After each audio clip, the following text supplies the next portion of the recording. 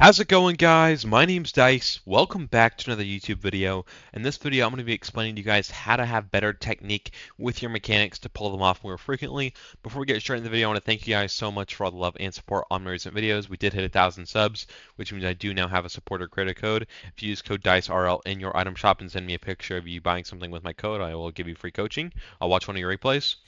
But yeah, so I'm going to do three main mechanics, right? So it's going to be the flip reset, which is going to be the most popular mechanic that people will want to be able to pull off, but they don't always do it correctly in terms of your setup and your technique on how you execute it to make it as starting as possible.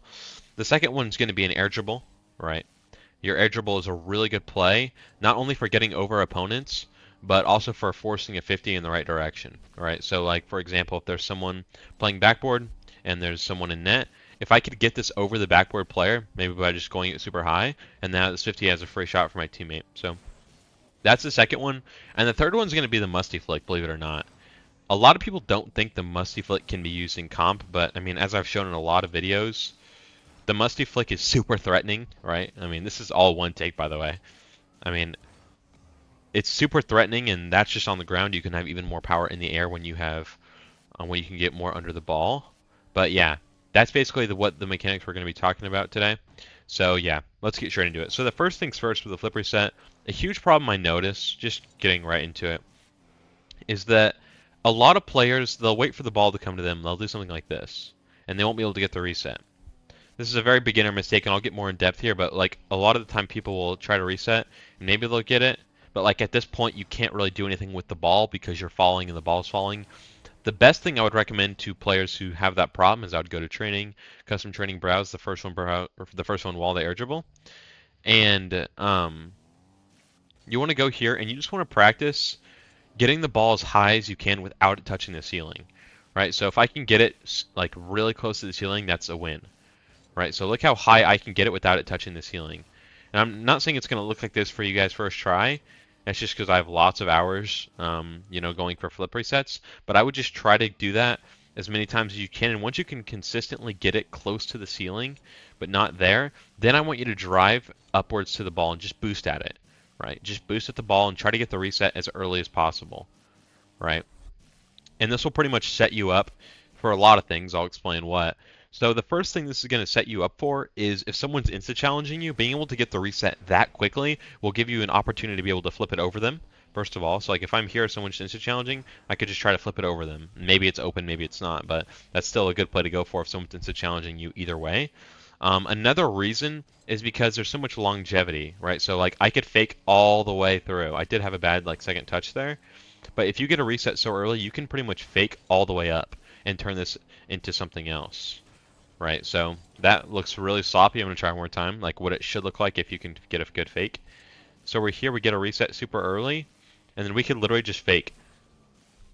We don't even have to use the flip until we need it. And a lot of the time, like it looks a bit weird right now, but like a lot of the time, they're just waiting for you to use your flip. So it gives you so much space, right? Like right here, they challenge. I can flip it over them. I can do whatever, basically. So that's a huge thing with flip resets. That's pretty much the main problem I see with a lot of lower ranks, like GC1, GC2, and under, is they'll kind of just like let the ball fall on them, and then at this point, you can't really do anything with the ball because you're already falling.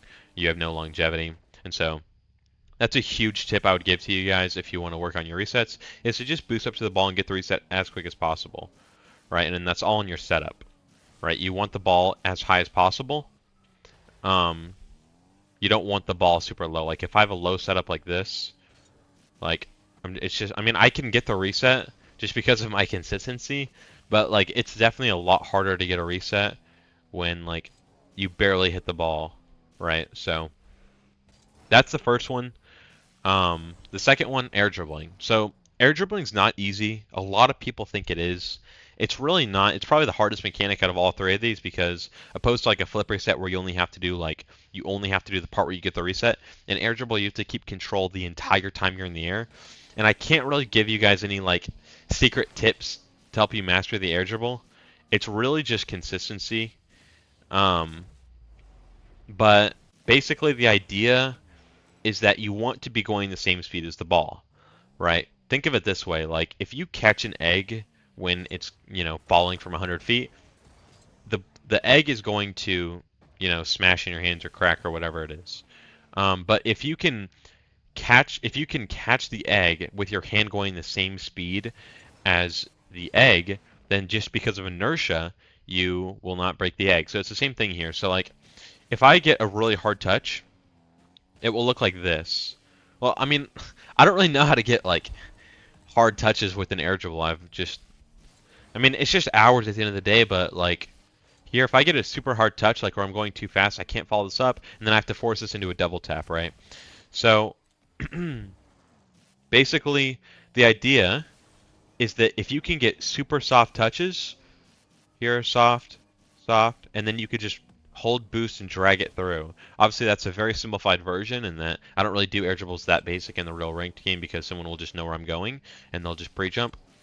But yeah, you should be able to drag it and take it pretty much wherever with that method. I'm really sorry I can't offer more insight to the air dribble. It's one of those things where you just have to go in free play and you have to figure it out. It's just you got to have soft touches, and then once you have the soft first touch, which is the hardest part, you can then drag it to anywhere. So if I want this on the left, I can literally just drag it to the left. Right, so that's pretty much what it is for that. Now the musties, they're definitely the easiest in my opinion because it's literally just flipping, right? And I have a musty tutorial, but really quick, just a quick summary, is you want to work on doing the musty flick and keeping it on your car, right? So it should look like this when you're doing the flip cancel. You want to try to do that. So come here, flip cancel, and try to have it land on your car. And that's how you know you've got the delayed musty down. Because when you let go, it wasn't in front of my car. But when you let go, when you let go, oh my gosh, I'm sorry guys, but basically when you let go, it should be super powerful like that. That was a very fast flick. It would have been probably like 130 kph, but it hit the crossbar. But that's basically the idea. I know I missed it twice, which is just unlucky. It's because I'm recording the nerves, But basically that's how you do it on the ground. And in the air, if you can do, so like when I got my flip, I talked about faking. If you can musty, that is super threatening sometimes because what are you gonna do when someone gets a flip? You're probably either gonna wait backboard, and if you're backboard and someone throws a musty like top corner, you're not saving it, right? I actually have this replay I want to show you guys, where I hit a flip reset musty in ranked.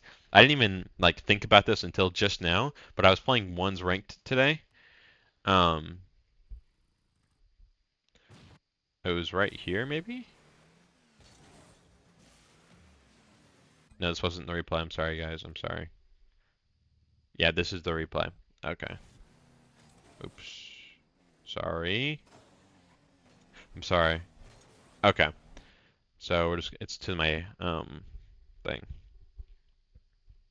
And this is proof that these mechanics work. This is live proof. Okay. So this is 1v1. Win the kickoff tutorial. We're here. We get the reset. And then he goes down, right? So that's what I'm talking about. If I can pull it back, you'll see that this is what they do when you're going for the reset. He goes backward like I talked, and then I could fake, but he sees I'm going for like a flip or a musty, so he goes down a little bit, so he's ready to challenge, and then I musty it in the top corner. Well, not really. But let me just finish the clip. So I go for the flip reset, and then I just get the double tap, right? And, I mean, I know, like, I obviously saved the replay, so I thought it was a pretty decent shot. But like that's not a hard shot to hit. I just wanted to I wanted to make a video about musting. I just wasn't sure what it was. But like musting is super easy because all you have to do is just you're here and then you're there. Look how fast that is. You can do that in any situation. You're back here. I can flick it from all the way back there. There wasn't much power because I had no momentum, so it's obviously the faster you are, the more momentum you have. Same thing with like a flick. Like that's a super fast flick. 100 kph I think from midfield. And that's just because I was pretty fast, and I know how to flick decently well. But yeah, I mean, that's pretty much all I have for you guys. I hope this video helped you out. If you guys have any questions, you guys can join my Discord. We have a pretty nice community there. We'd love to have you. And let me know what you guys want to see in the comment section. And yeah, peace.